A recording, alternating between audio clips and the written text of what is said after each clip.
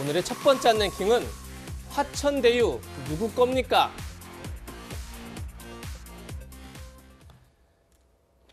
이재명 경기도지사는 공개적으로 수사를 요구하면서 정면 돌파 전략으로 맞서고 있는데요. 성남시 대장동 개발 특혜 의혹은 점점 커져가는 그런 형국입니다. 핵심 쟁점들 어떤 것이 있는지 지금부터 하나씩 짚어보겠습니다. 먼저 화천대유의 의혹을 제기하는 쪽입니다. 화천대유라는 자산관리 업체가 있는데 5천만 원을 투자해서 만든 회사입니다. 그런데 3년간 배당액이 500억이 넘어서 1000배 넘는 수익을 거뒀다. 이렇게 알려지고 있습니다. 또 화천대유의 소유주, 투자자가 7명 있는데 자본금 3억 5천만 원을 투자했는데 이 투자자 7명에게 3년간 배당된 수익이 4,040억 원입니다. 수익률이 무려 11만 %가 넘습니다. 반면에 이재명 경기도지사는 대장동 이 개발 사업은 공공개발로 이루어져서 5천억이 넘는 그런 공익을 환수했다. 따라서 자신의 성남시장 시절 최대 치적 사업이다. 이렇게 말하고 있습니다.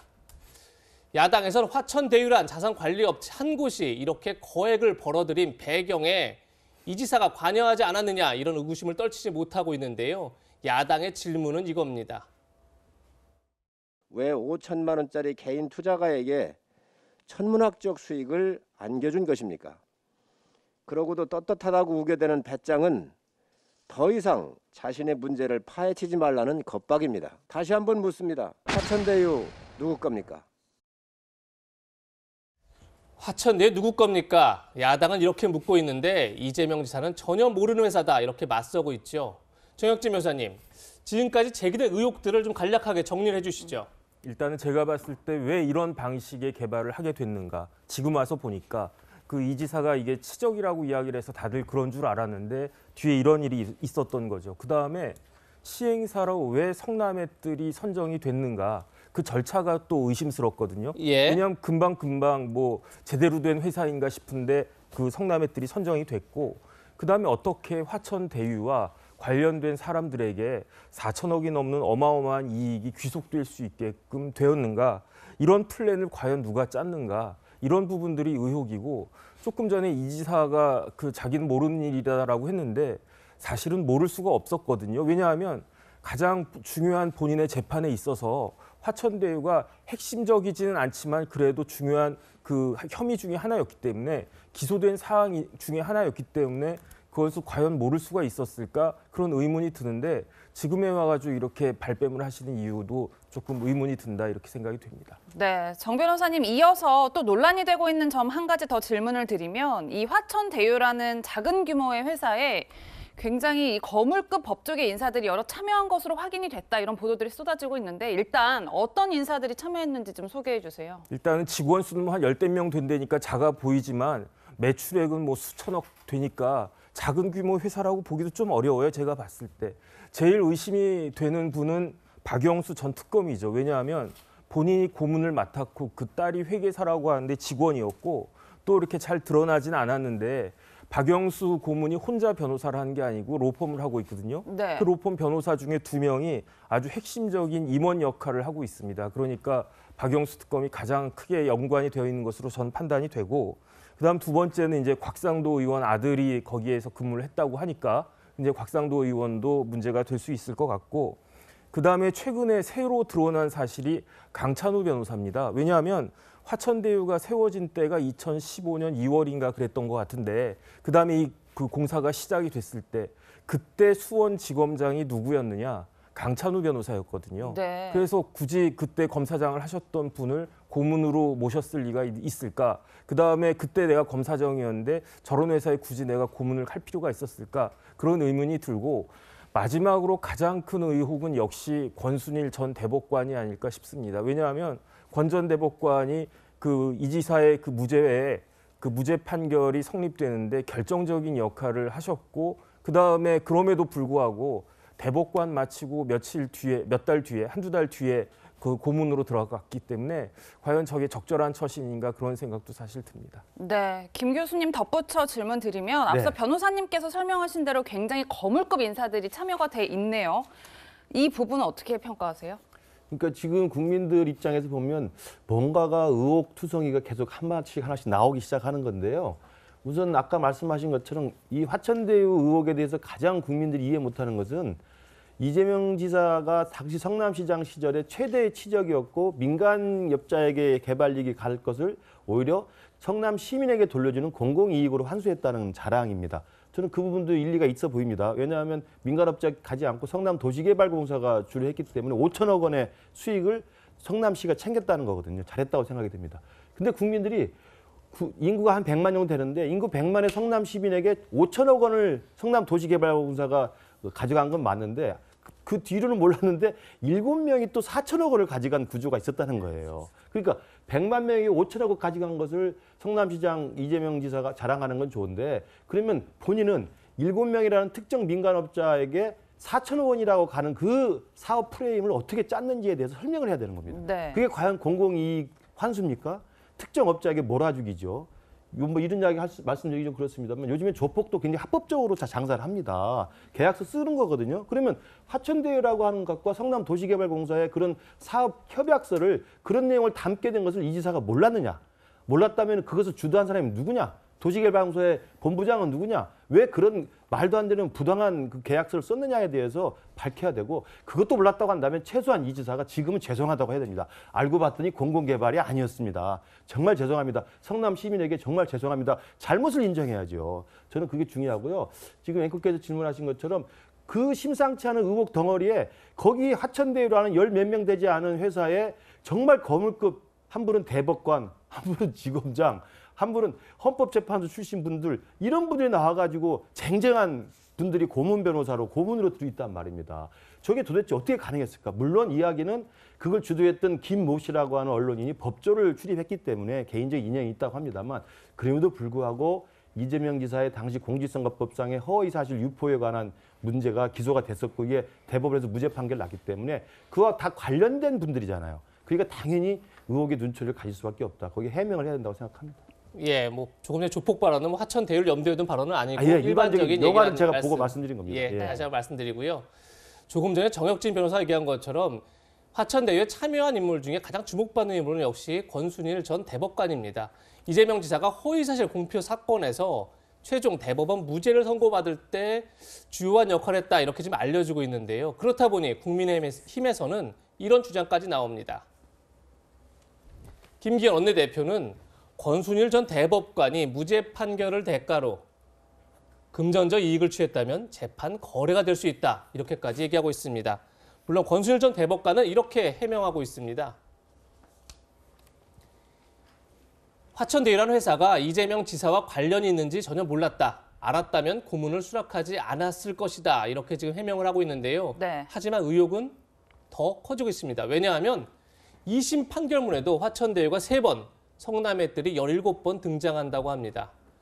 권순일 전 대법관은 지난 16일 고문 재직 사실이 알려지자 다음 날 사직을 했다고 그렇게 알려지고 있습니다. 정혁진 변호사께 다시 한번 여쭤보겠습니다. 2심 재판에서도 화천대유, 성남의 뜰이 여러 번 등장했다. 그런데 당시에 전원합의체 재판에 참여했던 권순일 전 대법관이 화천대유와 이재명 지사의 관계를 몰랐다라는 해명이 과연 합당하냐 이런 의혹이 나오고 있는 건데 어떻게 보십니까? 저는 개인적으로 판단했을 때 혹시 다른 판사님이었다면 뭐 그럴 수도 있을지 모르겠다. 혹시. 하지만 권순일 대법관 같은 분이 기록을 꼼꼼하게 보지 않았다? 이거는 있을 수가 없는 것이라고 생각을 하고요. 그다음에 혹시 다른 재판이었다라고 하면 그럴 수도 있겠다. 하지만 이 재판이 어떤 재판이었습니까? 차기의 유력한 대권 주자가 될 수 있는 이재명 지사의 그 정치적인 생명을 들었다 놨다 하는 그러한 재판이었는데 그 재판을 대충 했다? 그 이야기밖에 되지가 않으니까. 그다음에 제가 기사를 찾아봤더니 2019년 1월 달에 증인들을 불렀었어요. 고등법원에서. 그런데 그 증인들이 뭐라고 이야기를 했느냐. 이 사업은 실패할 확률이 제로인 사업이었다라고 증언을 했던 것도 기록에 나오거든요. 그러니까 조금만 찾아보면은 왜냐하면 이게 왜 뭐가 문제가 되냐면 이 대장동 사업에 대해서 이재명 지사가 당시 성남시장이 이거는 뭐 내가 5천억을 갖다가 벌어준 것이다라고 단언을 했는데 근데 그때까지는 그렇게 5천억이라고 한 이익이 났는지가 불확실하다라고 생각을 하니까 검찰에서 기소를 했단 말이에요. 그렇기 때문에 이게 진짜로 5천억이 나올 거냐 안 나올 거냐 이 부분에 대해서 증인들을 갖다 불렀더니 그 증인들이 이거는 사업 확률이 실패 확률이 제로입니다 이렇게 이야기를 했고 그 이야기가 나름 신빙성이 있다라고 해가지고 고등법원에서 무죄 그 부분에 대해서 무죄가 나왔던 거고 그 부분을 당연히 봤어야 대법관이 제대로 유죄인지 무죄인지를 판단했을 거 아니겠습니까? 네. 모든 정황을 봤을 때 제가 봤을 때는 권순일 전 대법관은 뭐 이제 변호사이실 텐데 거짓말 하시는 겁니다. 네. 그렇다면 이재명 지사의 입장은 어떨까요? 재판 거래 의혹까지 제기되자 이 지사는 가짜 뉴스라고 주장했습니다. 목소리 직접 들어보시겠습니다. 가장 청렴했고 가장 시민 위해서 열심히 일했던 저를 부패한 정치인으로, 무능한 정치인으로, 나쁜 정치인으로 만들고 있습니다. 단 한 톨의 먼지나 단 1원의 부정부패라도 있었더라면 저는 가루가 됐을 겁니다. 이 자리에 서 있지도 못했을 겁니다. 자꾸 화천대유 주인 누구냐 저한테 묻는데 그 곽상도 의원한테 물어보십시오. 그 화천대유의 1호 직원이 그 곽상도 의원 자제분이었다는데 7년 동안이나 있었다고 하니까 그분이 뭐 잘 아시지 않겠어요? 저는 전혀 몰라요. 네, 이에 대해 곽상도 의원은 자신의 SNS에 대장동 개발 사업은 자신과 아무런 관련이 없다. 제 아들은 월급 250만 원 받는 회사의 직원일 뿐이다 라는 취지로 해명을 했는데 최 교수님 정리를 해보면 이제 화천대유의 주인이 누구냐라는 질문에 의혹에 이 지사가 곽상도 의원의 아들이 1호 직원이니 곽상도 의원에게 물어라 이렇게 맞받은 건데 어떻게 보셨어요? 그러니까 이런 거죠. 그러니까 지금까지 이재명 지사가 화천대유 소유를 했다거나 관계에 있다는 의혹이 아무것도 나온 게 없어요. 지금 이제 여러 가지 의혹을 얘기하셨는데 뭐 정치적으로 그런 의혹을 얘기할 수는 있다고 봅니다. 다만 무슨 관련된 게 전혀 없는 상황이잖아요. 근데 곽상도 의원 같은 경우에 본인의 아들이 거기 재직을 하셨어요. 물론 저는 그렇다고 해서 곽상도 의원이 지금 현재 뭐 연관성이 있냐 저는 그렇게 단정적으로 얘기하고 싶지 않습니다. 그건 모르는 거잖아요. 그러니까 다만 그렇게 따지면 아직 연관성이 하나도 안 나온 이재명 지사한테는 그렇게 몰아붙이면서 곽상도 의원의 지금 아들은 거기 재직까지 했어요. 만약에 이재명 지사 아들이 그 재직했으면 어떤 일이 벌어졌겠습니까? 그런 차원에서 얘기를 하는 거예요. 그러니까 제 말은 여러 가지 의혹이 있을 수 있고 뭐 정치적으로 의혹을 제기할 수 있다고 생각해요. 그러나 다만 아직까지 아무런 관련성도 없고 이재명 지사는 수사하라고 얘기하잖아요. 수사해서 정말 화천대유가 왜 그렇게 돈을 많이 벌었는지. 근데 그 부분도 제가 설명을 좀 드려야 되는데 이게 돈이 5천만 원 투자해서 뭐 500억을 벌었다 이렇게 말씀하시고 뭐 많이 벌었죠. 물론 화천대유 그렇게 돈 많이 버는 건 저도 좀 이해가 안 돼요. 다만 이런 건 있는 것 같아요. 5천만 원을 투자해서 회사를 만들지만 그걸 분양하고 또 모집하고 이런 건데 돈이 들어간 부분 분명히 있을 거예요. 자본금만 가지고서 얼마가 늘어났다 이렇게 단정적으로 얘기할 수 있는 상황은 아니라는 게 일반적인 부동산 평가자들의 얘기고요. 네. 또 하나는 이게 왜 그러면 1%밖에 갖고 있지 않은 주식이 1%밖에 없거든요. 그것도 이상해요. 화천대유가 1%밖에 없고 그 성남 도시개발공사 50%를 갖고 있거든요. 왜 그렇게 그러면 성남 도시개발은 1,800억밖에 안 가져가고 나머지 더 많이 가져갔냐 이런 의혹이 있는데 그 처음에 계약서에 그렇게 돼 있다는 거예요. 그러니까 첫 번째로 수익을 가져가는 단체는 성남시, 두 번째로 수익을 가져가는 은행권, 그리고 세 번째가 이제 이 민간 개발업자들이에요.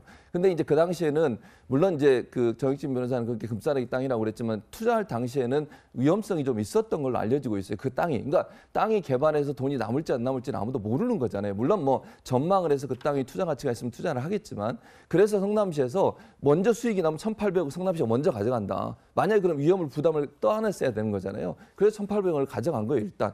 그리고 두 번째로 은행권도 얼마를 가져가겠다 계약하고 그 돈을 가져간 거고 나머지가 나중에 이제 대박이 터져서 한마디로 얘기하면 그래서 돈이 많이 벌린 거예요. 그러니까 이게 예를 들어서 뭐 이재명 지사나 아니면 지금 후보가 직접적으로 연관이 돼서 뭐 특혜를 주거나 아니면 뭐 이 사람들이 돈을 버는데 영향력을 행사했다는 증거가 나왔다고 하면 그 부분은 충분히 저는 비판할 수 있다고 봐요. 근데 아직까지 그런 부분이 전혀 없고 본인도 그런 걸 한 적이 없다고 얘기하고 있는 상황 아니겠습니까? 그래서 저는 이거는 이재명 지사 말처럼 수사를 해야 된다고 생각해요. 수사해서 정말 이 화천대유에 관련된 사람 지금 여러 가지 얘기가 나오고 있잖아요. 곽상도 의원 얘기도 나오고 있고 언론 보도에 따르면 오누철 전 미래한국당 대표도 본인은 아직 의사를 밝히고 있지 않습니다만 얘기가 나오고 있고 또 권순일 대법관, 강찬호 전 수원지검장 이런 분들 다 나오고 있으니 또 여야 정치인들 이분이 또 30년 동안이나 법조기자를 하셨잖아요. 그러니까 법조인들과 친맥이 있을 것 같고 네. 수사해야 된다고 저는 봐요. 해서 다 밝혀내고 누가 정말 영향력을 행사했다면 영향력을 행사했는지 밝혀내서 그 부분을 명명백백하게 밝혀내야 된다고 봅니다. 네. 저도 네. 한 말씀만 드리면요. 그러니까 지금 국민의힘에서 화천대유가 누구 거냐고 묻는 건 저도 적절하지 않다고 생각합니다. 예. 화천대유를 이재명 지사가 그렇게 흔적을 남기실 분이 아니에요. 화천대유가 누구 거냐고 이렇게 국민의힘 의원들이 공세하는 건 저는 적절한 전략이 아니라고 보고요. 예. 제가 말씀드린 것처럼 화천대유가 누구 거냐고 묻기 전에 화천대유가 과연 이재명 지사가 그렇게 자랑했던 공공이익의 개발 환수가 맞느냐라고 물어봐야 됩니다. 거기에 대해 이 지사가 답을 해야 돼요. 지금도 잘했다고 지금 우기고 있지 않습니까? 그럼 왜 누가 봐도 뻔하게 7명의 사무라이도 아니고 7명의 황야에 쓴 사람한테 5천억, 4천억 원을 배당을 줬는데 그런 수익 구조를 특혜를 주고 프레임을 짰던 사람이 이재명 지사가 아니라고 한다면 예. 최소한 잘못은 인정해야 된다. 그리고 거짓말을 하지 말아달라는 것이고 그러나 지금 속속 드러나고 있습니다만 당시 성남도시개발공사의 기획본부장 이분이 주도해서 그런 말도 안 되는 계약서 썼다는 거 아니겠습니까? 예. 그럼 그 계약서를 왜 썼는지 거기에 이사의 지시나 관여는 없었는지를 파헤쳐야 되기 때문에 그 부분에 대해서 명백히 밝히면 되고요. 그다음에 곽상도 의원 저도 분명히 그 받아야 된다고 생각합니다.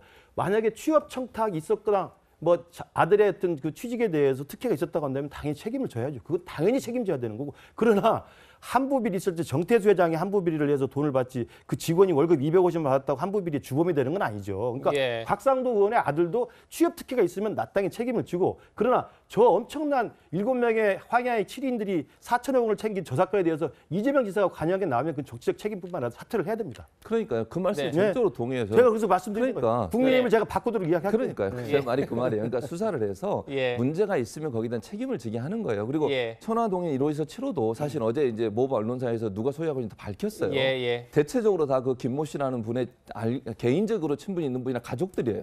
그러니까 아직까지 이재명 지사가 예를 들면 개입을 했거나 관여를 했거나 아니면 무슨 뭐 흔적이 아무것도 없잖아요. 그러니까 예. 지금 현재 상태에서는 수사 결과를 지켜보는 게 저는 맞다고 봅니다. 알겠습니다. 화천대교가 누구 거냐 이 질문보다는 과연 대장동 개발 사업이 이재명 지사가 말한 것처럼 최대 공익을 환수한 사업이냐 이것이 핵심이라는 지적이다 이렇게 정리하면 될 것 같습니다.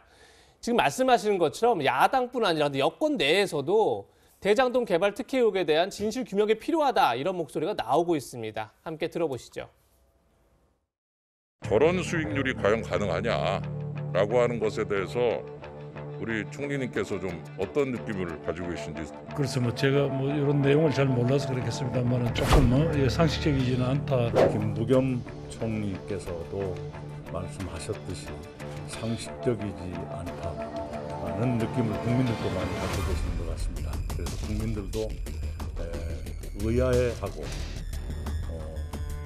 때로는 분노하시는 것 같은데요. 그런 국민들의 걱정을 빨리 해소해 드리도록 진실 규명이 빨리 이루어져야 한다고 생각합니다.